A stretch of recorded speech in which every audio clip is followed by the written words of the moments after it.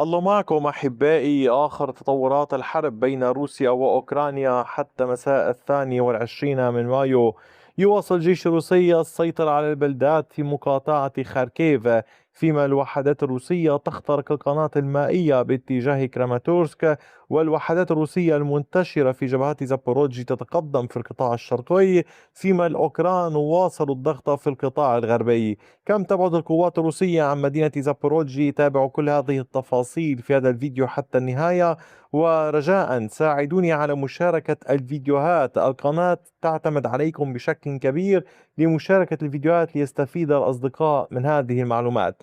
نبدأ من مقاطعة خاركيف، حيث فرضت القوات الروسية سيطرتها على كامل قرية كرايشني. هنا بعد السيطرة على فولوخيفكا في هذه المنطقة، تمكن الجيش الروسي من استكمال السيطرة على كرايشني، دخلها بقوة، سيطر على كامل هذه المساحة باللون الزهري كما تشاهدون أمامكم. عمق التقدم للقوات الروسية في هذه المنطقة كان قد بلغ تقريبا نحو كيلومتر ونصف بعرض 950 مترا. القوات الروسية حاليا تعمل في هذا الاتجاه على طول الطريق الرئيسي بمحاذاة النهر. هذا هو الطريق الرئيسي بمحاذاة النهر، على تأمين المنطقة من الشرق ومن الغرب، في محاولة أيضا للتقدم على طول هذا الاتجاه لتصبح هذه المنطقة محمية بخطي دفاع أي النهرين الموجودين هنا. هذه العمليات في المنطقة هنا تساعد الجيش الروسي في أمر هام، ما هو التقدم على هذا الاتجاه. يساعد الجيش الروسي في الضغط من هذه الجهة، وبالتالي تلاحظون أن الحركة كبيرة وقوية وتخدم بعضها البعض، خاصة في اتجاه فيليكي يعني بورلوك الموجودة هنا، وبالتالي تساعد القوات الروسية أكثر في عملياتها. ولكن نحن نتحدث عن مستوى أكبر وأوسع. ما الذي يجري في اتجاه كراماتورسك؟ هنا في مقاطعة دونيتسك باتجاه كراماتورسك، الوحدات الروسية عبرت القناة المائية باتجاه مالينيفكا، وقد فرضت سيطرتها على كامل هذه المساحة باللون الزهري كما تشاهدون أمامكم. عمق التقدم للقوات الروسية بلغ كيلومتر بامتداد 1.36 كيلومتر.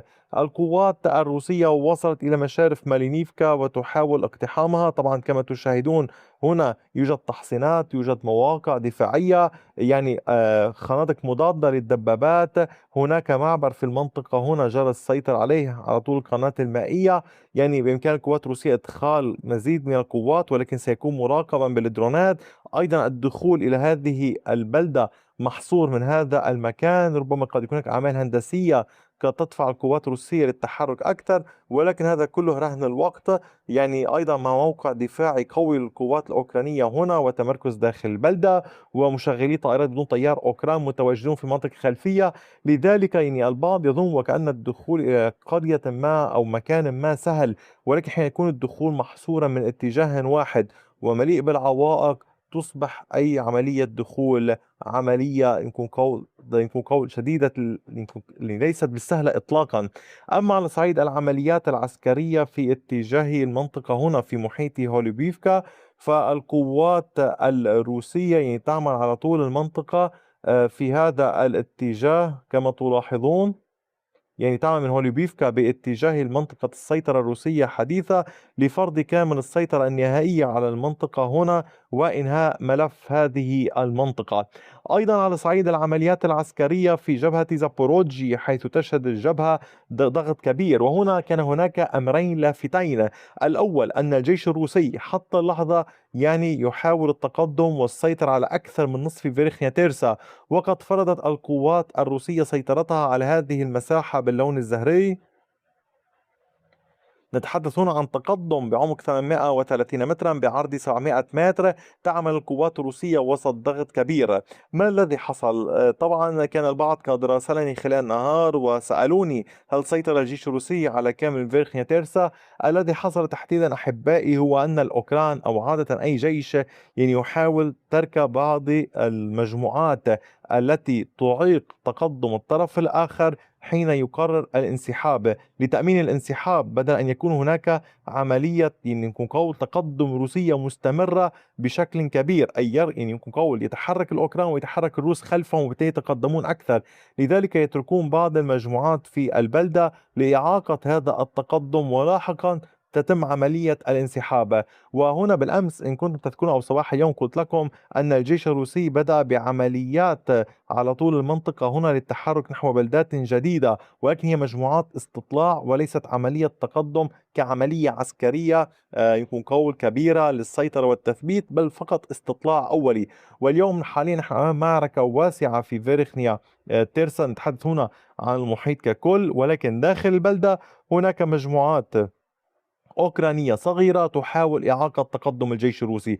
فاقتضى الإشارة إلى هذه الأمور الهامة، وذلك يعني يعطي انطباعا حول الدقة في نقل المعلومة وفي معرفة متى تحديدا جرى السيطرة وكيف جرى كل ذلك. إضافة إلى ذلك في الجنوب كان هناك أيضا أمر لافت باتجاه هيليابيلسكي. نتحدث هنا عن بلدات موجودة في محيط مدينة هيليابول إن كنتم تلاحظونها. هنا تقدم الجيش الروسي واخترق البلدة من الجهة الشرقية. الوحدات الروسية دخلت وسيطرت على كامل هذه المساحة باللون الزهري كما تشاهدون أمامكم.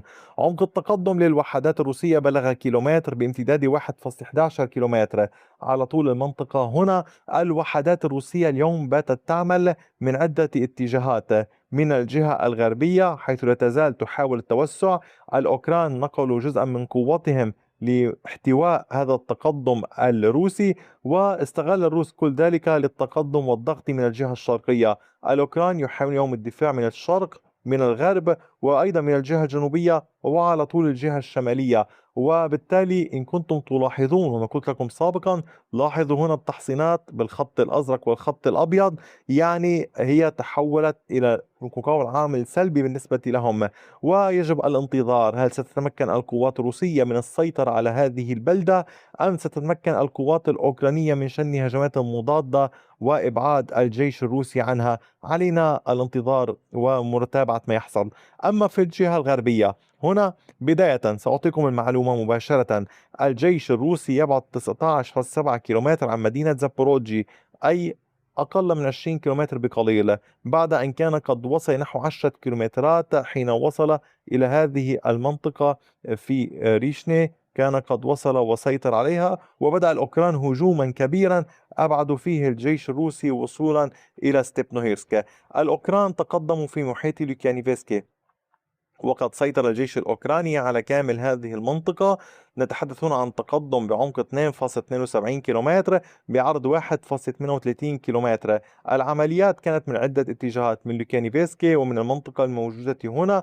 وإن كنتم تلاحظون يوجد خط تحصينات، هذا ما تحاول القوات الأوكرانية فعله، الحصول على كامل هذه المنطقة هنا شمال خط التحصينات، ومحاولة السيطرة على ستيبنوهيرسك وبريمورسكي لتصبح خطا هاما جدا يساعدهم في عملياتهم على طول النهر الموجود هنا، يصبح حاجز طبيعي، أي كما يحاول الروس أن يفعلوا في جبهة فولشانسك في خاركيف حين شرحت لكم عن الأمر في بداية الفيديو. وبالتالي أتمنى أن يكون لديكم اليوم معلومات أكثر فأكثر حول ما نشرته، كيف يحاولون الاستفادة من هذه التضاريس، حول أهمية ودقة المعلومات وفهم كيفية سير الأمور كما شرحت في فيرخنا تيرسا، وكذلك الأمر حول ما الذي يحصل وكيف تجري عمليات الدخول إلى بلدات وصعوبتها كما شرحت لكم في جبهة كراماتورسك.